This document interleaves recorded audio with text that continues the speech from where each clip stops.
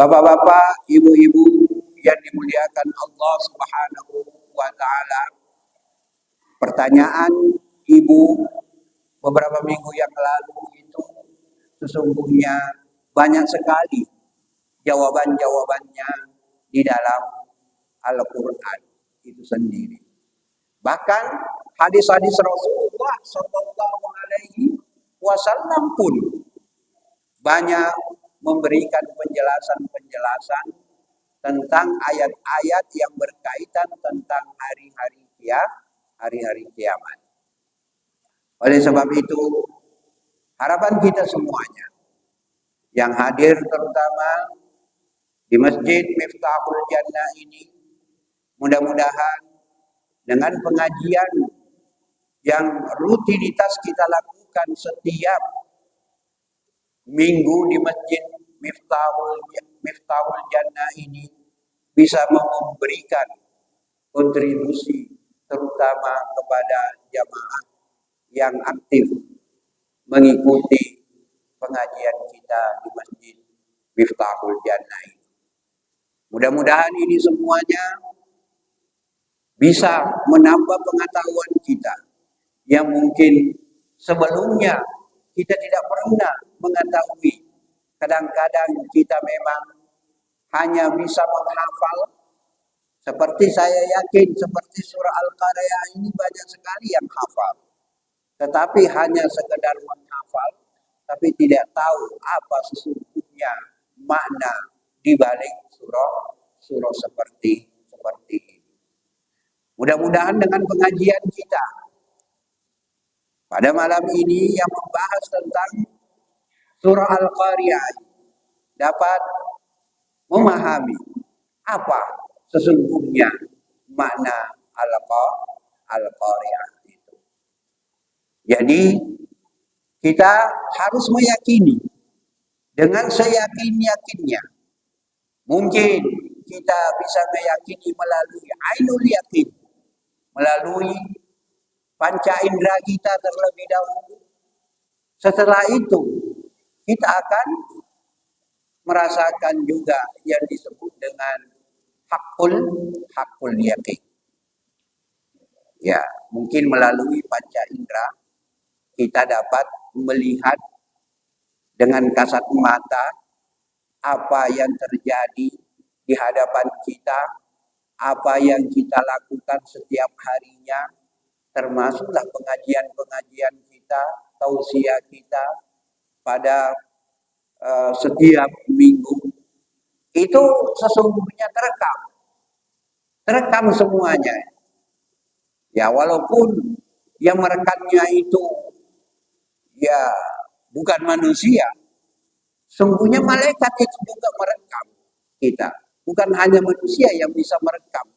Seperti kita pada malam ini kayaknya direkam. Ya, kayaknya direkam. Itu manusia. Apalagi malaikat. Malaikat itu juga punya rekaman.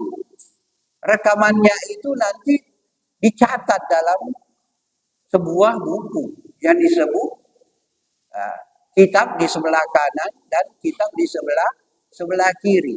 Situlah semua catatan kita, tidak ada yang terlepas dari catatan tersebut. Oleh sebab itu, harapan kita semuanya, terutama pada diri saya sendiri dan bapak-bapak, ibu-ibu, mari kita selalu berusaha dan berupaya untuk selalu meningkatkan kualitas keimanan kita, meningkatkan kualitas ketakwaan kita kepada Allah Subhanahu wa taala, sehingga kita ini untuk mengisi masa-masa hidup kita ini dengan amal-amal salehah sebanyak mungkin. Dan kita juga berusaha meminimalisir perbuatan maksiat ataupun perbuatan jahat. Sebab manusia itu adalah juga sering disebut dengan al-insan. Ya, manusia terus terang, bapak-bapak, ibu-ibu hadirin, kita ini dalam bahasa Arab itu disebut dengan al-insan. Al-insan itu asal katanya itu dari nasia, yansa. Artinya apa? Nasia artinya itu lupa.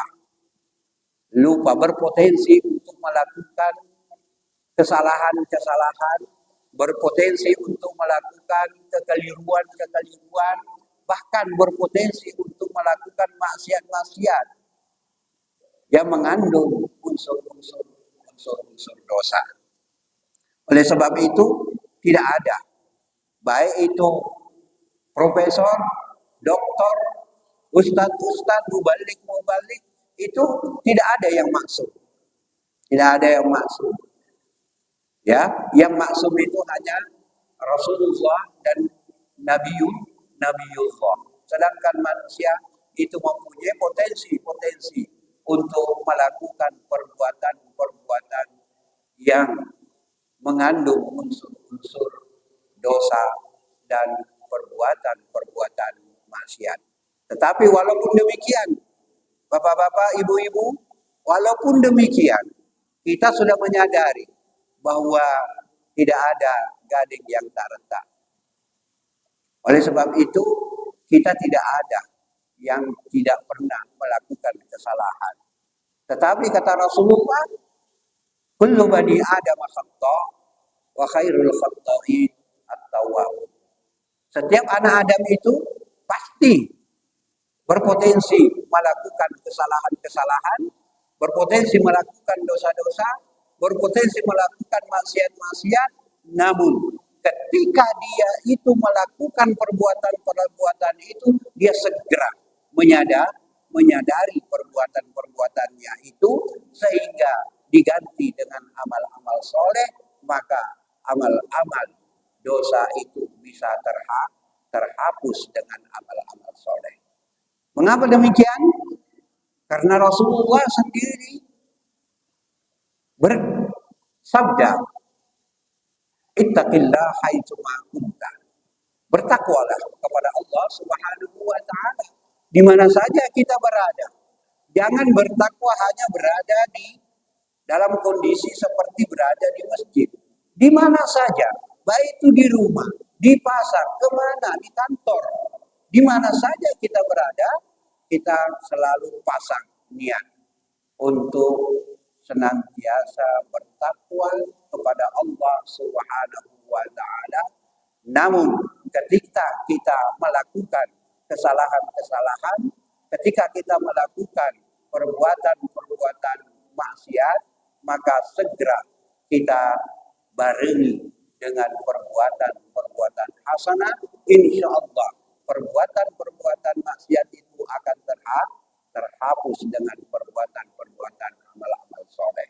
Itulah yang disebut dengan ittaqillah haitsu ma kunta wa atbi'is sayyi'atal hasanata tamhuha. Tamhuha artinya itu adalah menghapus perbuatan-perbuatan yang tidak baik, yang mengandung unsur-unsur dosa, itu akan dihapus dengan amal-amal kebaikan yang kita lakukan. Terutama ibu-ibu, terutama ini kadang-kadang ya seperti hasut menghasut, apalagi situasi kondisi kita sekarang ini. Hasut menghasut, caci mencaci, ya mencaci maki, di dalam media sosial. Setiap hari kita buka di WA, Facebook, Twitter, dan lain-lainnya. Ketika kita membuka, selalu ada berita-berita yang sesungguhnya itu adalah mengandung kebohongan. Hanya semata-mata untuk menyebarkan berita-berita yang tidak bisa dipertanggungjawabkan. Oleh sebab itu, dalam suasana dan situasi seperti ini menjelang Pilpres yang akan datang, kita hati-hati. Jangan terlalu mudah percaya dengan berita-berita yang kita dapatkan melalui media sosial tersebut. Sebab kalau tidak, maka kita akan terjebak dalam sebuah kebodohan sebagaimana yang disebutkan di dalam Al-Quran, ya ayyuhalladzina amanu in ja'akum fasiqun binaba'in fatabayyanu. Yahai orang-orang yang beriman, in ja'akum fasiqun, sebab yang membawa berita-berita itu, Bapak-bapak, yang membawa berita-berita itu, yang memposting berita-berita itu, ya, adalah orang-orang fasik. Adalah orang-orang fasik. Sudah pasti. Di dalam Al-Quran disebutkan, in ja'akum fasiqun binaba'in fatabayyanu, jika datang kepadamu seseorang fasik atau seorang fasik membawa berita-berita. Ya, tentunya berita-berita itu bisa secara langsung face to face kita dengarkan berita-berita. Kadang-kadang dari teman-teman kita sendiri berita-berita itu. Dan sekarang yang sudah viral adalah melalui berita-berita melalui media sosial. Nah, kalau kita itu termakan dengan berita-berita yang tidak bisa dipertanggungjawabkan dan mengandung hoak, mengandung kebohongan-kebohongan, lalu kita percaya, kemudian kita memposting kepada teman-teman kita, atau kita memposting ke grup misalnya, kita ikut mendapatkan dosa penyebaran berita-berita hoak tersebut. Fatabayyanu, maka hendaklah kita itu mengklarifikasi berita-berita tersebut. Kalau itu kita rasakan bahwa itu mengandung hoak ataupun berita-berita kebohongan, jangan diposting. Kadang-kadang, wah ini menarik sekali, ya, menarik sekali. Padahal itu sesungguhnya sumbernya sudah diketahui berasal dari buzzer-buzzer, ya, yang tidak bisa dipertanggungjawabkan, sudah kita tahu, tapi menarik, ya, menarik untuk dibaca, menarik untuk didengar, sehingga kita sendiri memposting tanpa kita sadari ke grup dan kepada teman-teman kita, sehingga dengan sendirinya kita tidak merasakan bahwa kita itu sesungguhnya berdosa. Itulah yang disebut tadi, in ja'akum fasiqun binaba'in fatabayyanu wa an tusibu. Nah, jadi oleh sebab itu Bapak-bapak, kita harus lebih hati-hati. Masih ada waktu ya? Habis Pak. Tinggal dua menit. Jadi, masih panjang. Masih ada 10 menit. Jadi ibu-ibu, sekali lagi, mengapa saya mengatakan kepada ibu-ibu?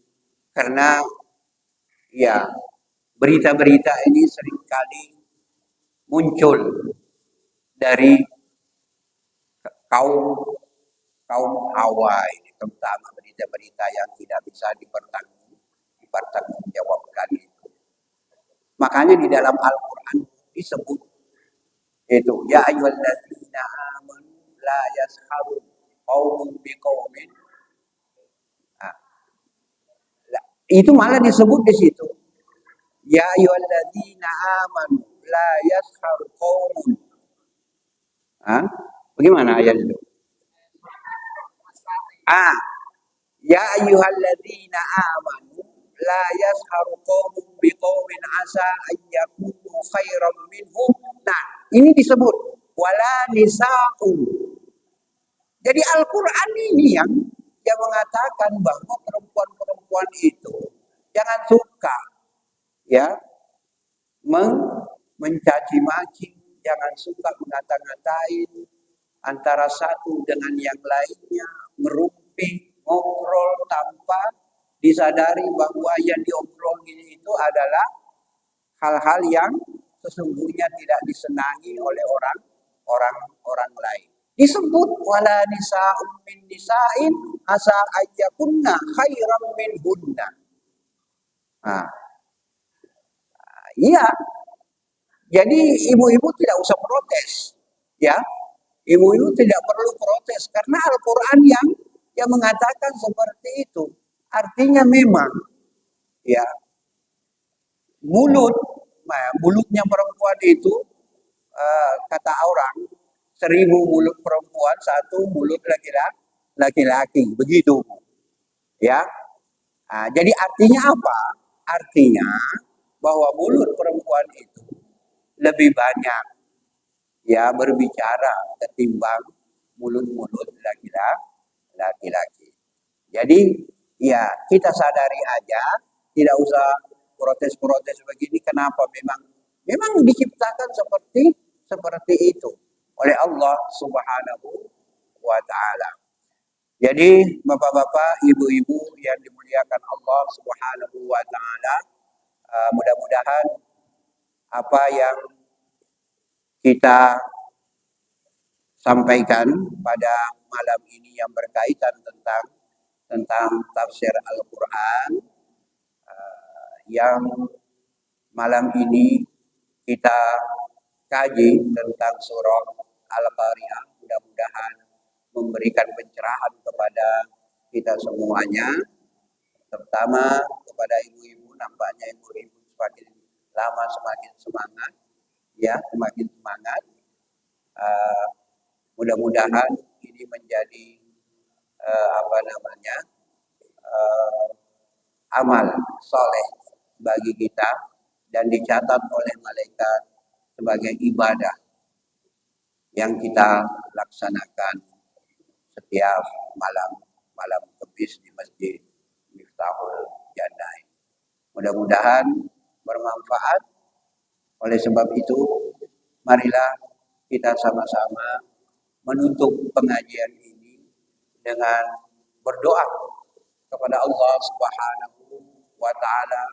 Mudah-mudahan apa yang kita dengarkan, apa yang kita lihat di Masjid Miftahul Jannah ini menjadikan dan dicatat oleh malaikat sebagai amal ibadah bagi kita, sehingga mudah-mudahan kita tergolong